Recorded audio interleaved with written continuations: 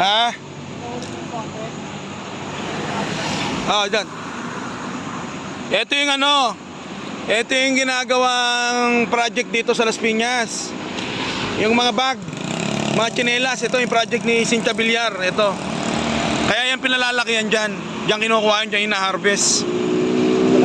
Kasi ang problema lang, pag maraming ganito, water lily, nawawala ng oxygen yung ilog. Nawawala ng oxygen. Ngayon, walang makatirang mga isda. Pag walang oxygen ang Kaya tinatanggal to kaso nga lang, nakadesign talaga tong creek na to para sa mga water lily. Yan project to ni Cynthia Villar para sa mga taga Las Piñas, parang livelihood program ganon. Yan Haba niyan. Haba niyan hanggang doon yan. Nagdulo yata yan Oo. Talagang pinalalaki yan dyan, hayaan lang yan.